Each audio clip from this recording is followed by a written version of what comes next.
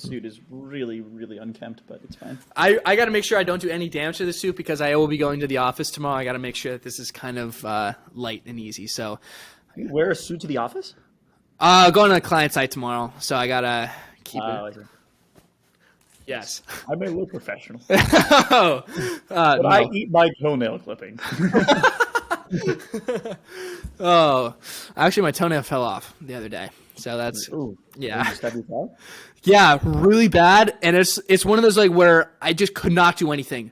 And it was just one thing after another, just waiting for it to fall off. And that's one of the worst things. It's just because you're just kind of like slowly in pain for 2 weeks. And then you're just waiting for it to come off. And whenever it does, it's like, oh, it did. Now I have to wait for like another 6 months for it to grow back. So that's always fun. It's like having kids. It's, do you think it's like having kids? Maybe edit that one out. I'm trying to think about it. Fuck. Yeah, it's kind of too early in the segment for people to kind of be skipping ahead. But I don't know. We're kind of in and out of talking about Marvel at this point. So maybe they skipped ahead. So without further ado, let's transition into Moon Knight itself, because that was just one absolute mess. And not a mess, but that was a really, really important episode of trying to really understand everything that was going on within the series. So what do you want to start with in everything? Because I have so many notes, but what do you want to start with? Let's just kind of feed off each what other. happened real quick. Penultimate episode in the season.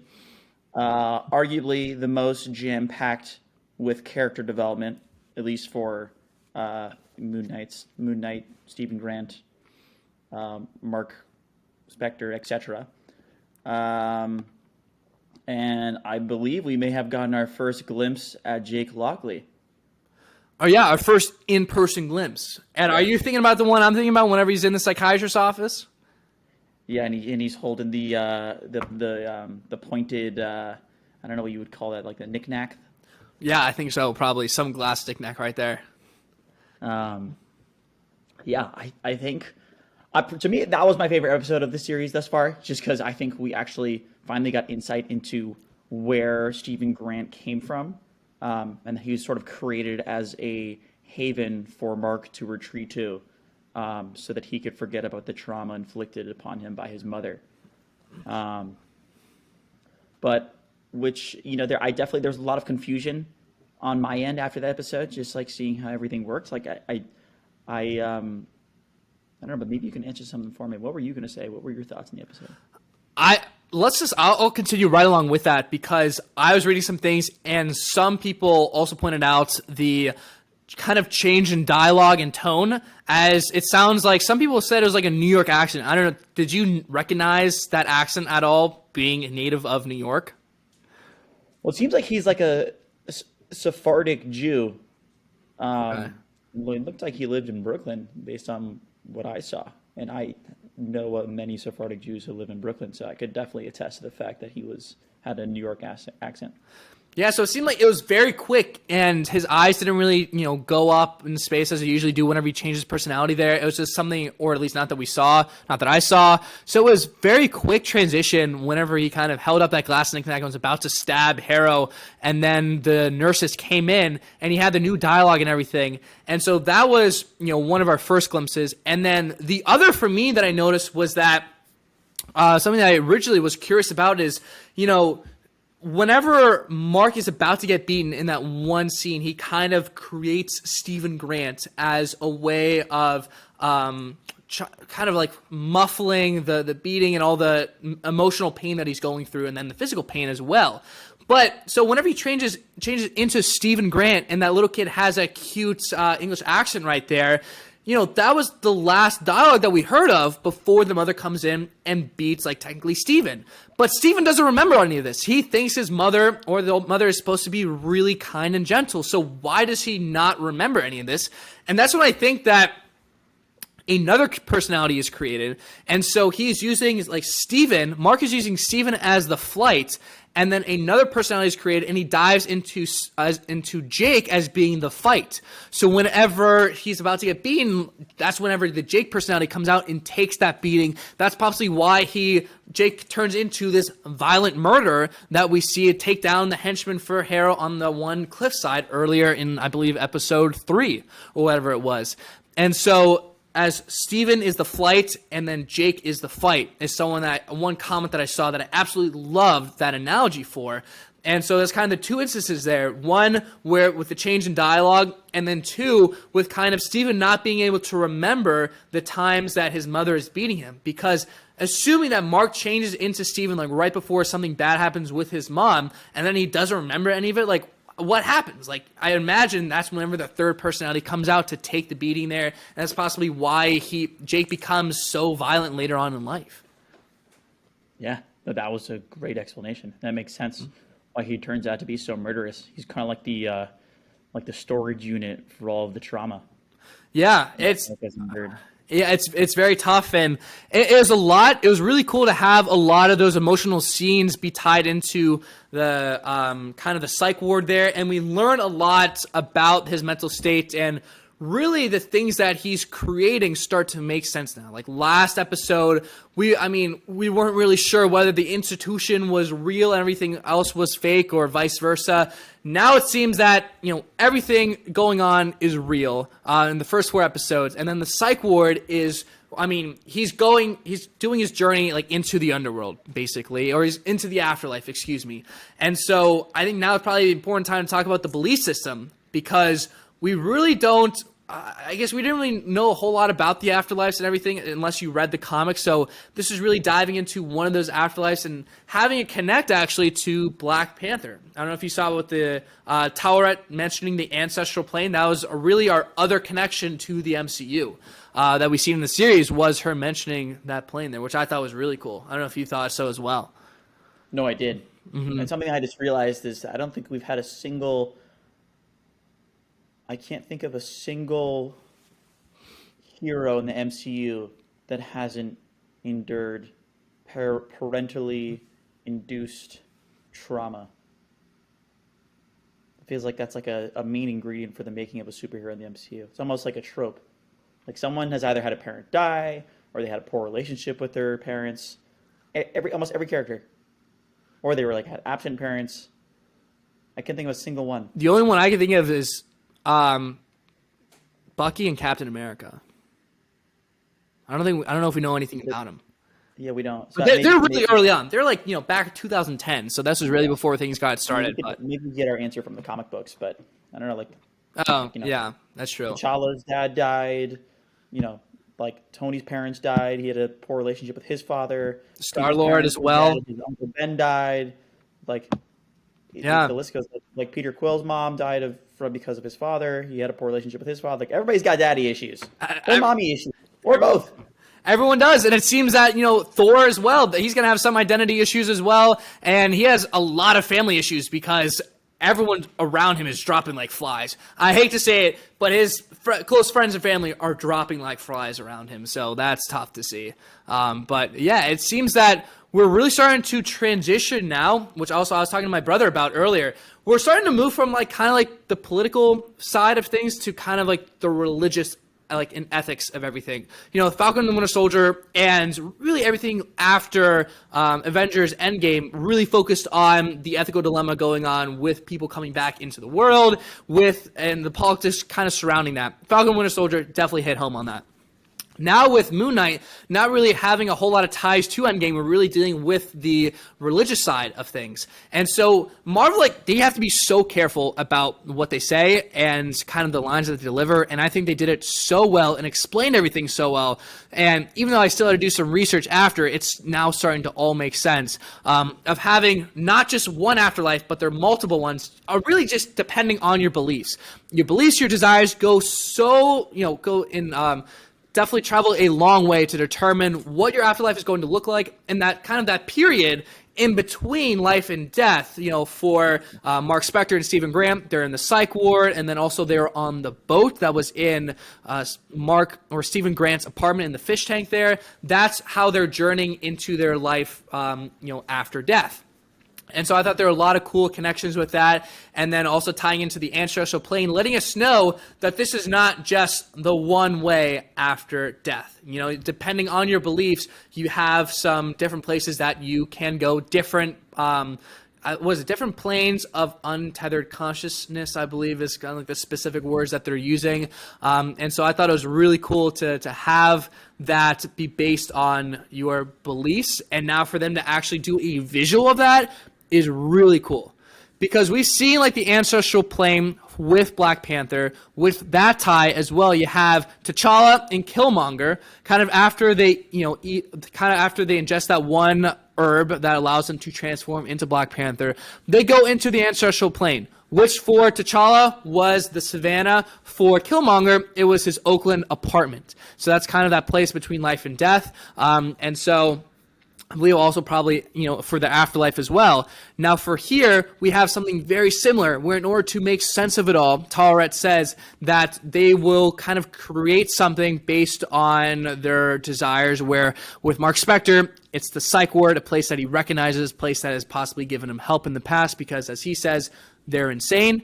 And so I thought it was really cool to kind of have that tie in with the process of the actual, actual Egyptian mythology for the weighing of the hearts, and then the field of reeds, and then also the duat as well. I thought that was very well done in my eyes to have that kind of visual, and then the field of reeds with the music playing in the back was amazing. I absolutely love that.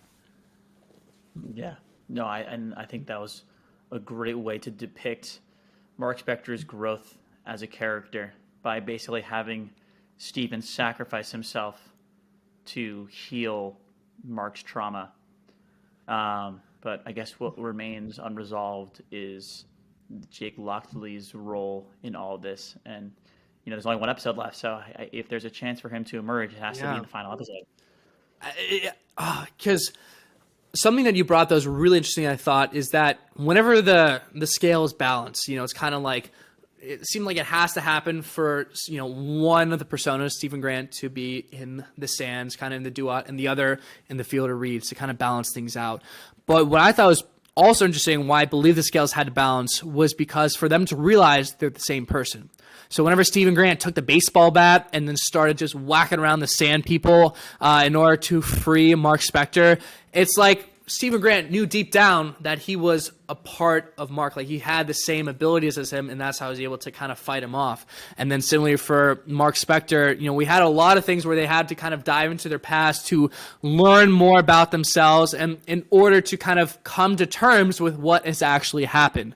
And so it is pretty cool to see that whenever Mark did not want to relive the past, he would freak out and he would dive into his subconscious to create that psych ward with Arthur Harrow there. And that's whenever he's talking to the Ned Flanders Arthur Harrow, which I thought was pretty cool as a way to kind of block what was going on to prevent him from having to relive these memories. So to have that going on, and then with Stephen Grant to kind of come to terms with who he was as well, it's like all these things had to occur. All these things had to be realized by these characters for the scales to be balanced. I don't think it was just the one had to live and the one had to die. I think it was a little bit more on the personal emotional side as well, which I thought was really interesting. Yeah, it was basically like the unification of these disparate personas. Like, for them to explain all this, I thought it kind of resembles, I haven't had that much happen in an episode. So much deep meaning in an episode since, I'd say, Loki episode 6. So for that, and I think these are, obviously they're on different sides of the spectrum, but with all that emotional meaning and everything, it was really cool to see what exactly was going on. It gave us a lot of insight into the character.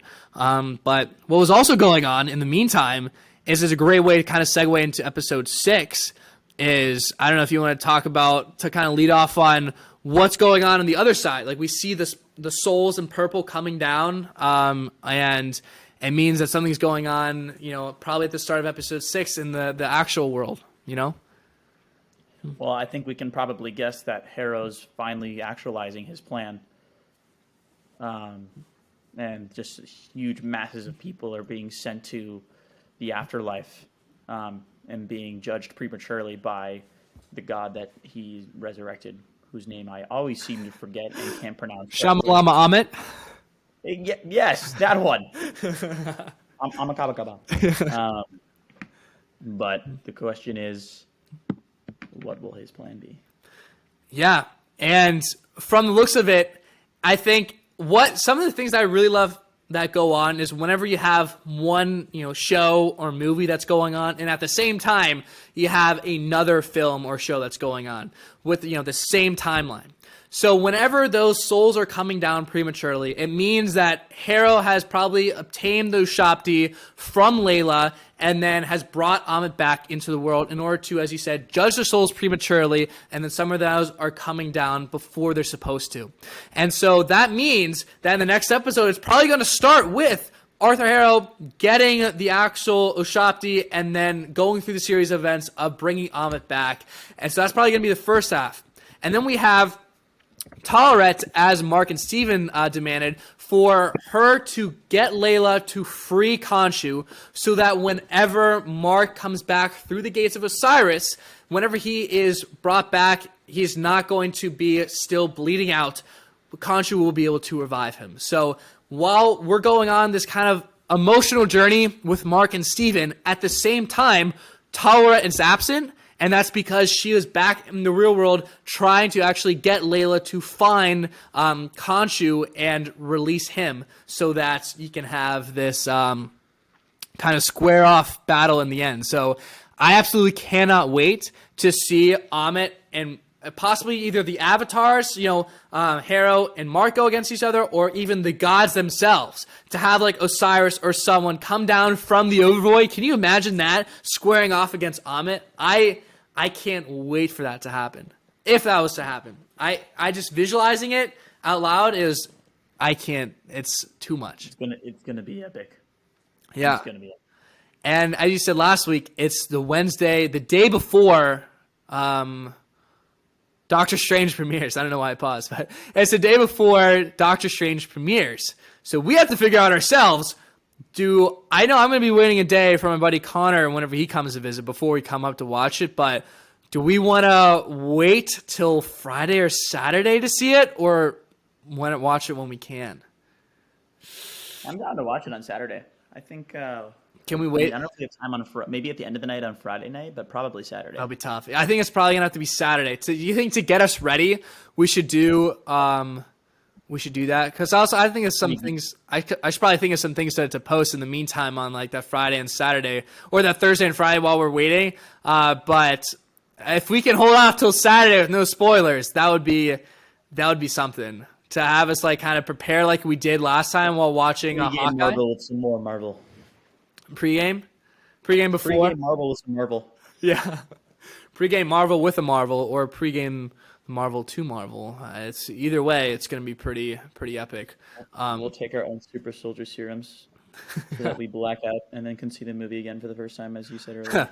My super soldier serum's called Fireball. I don't know about yours, but that's the called Miralax. Yeah, that's the label on my serum right there. I'm trying to think. So I think kind of heading back, was there anything else to cover from that last episode of Moon Knight? I'm kind of trying to look into this as well.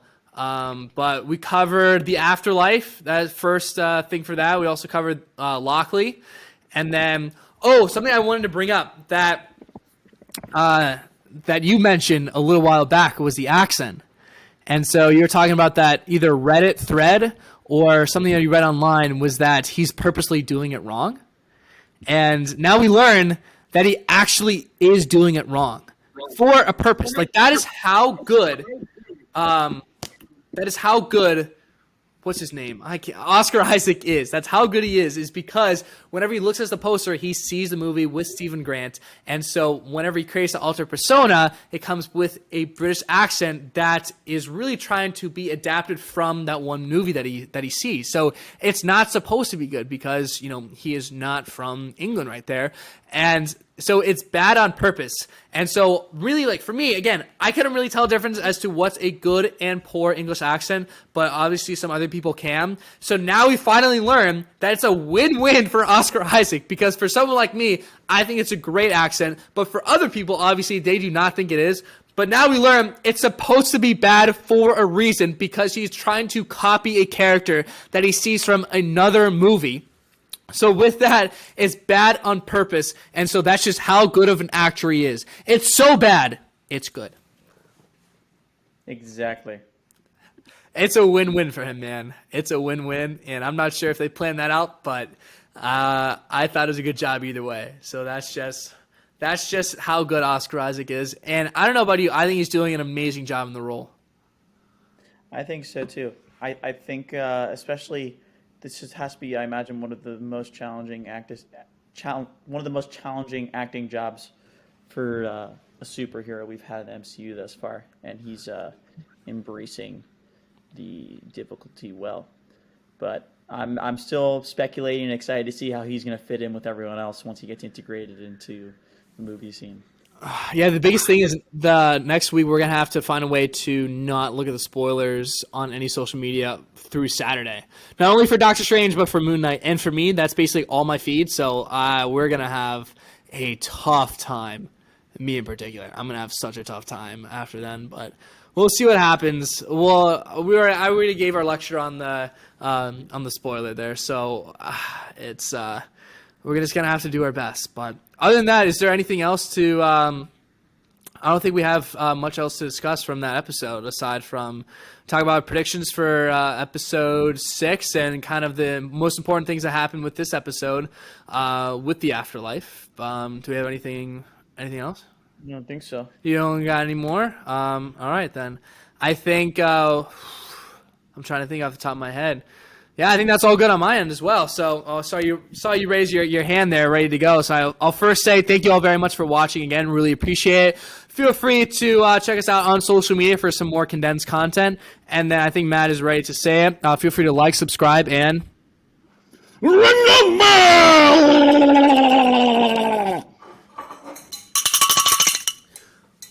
That's how you get kicked out of your apartment. And without further ado, thank you all very much again. This has been the Weekly Snap.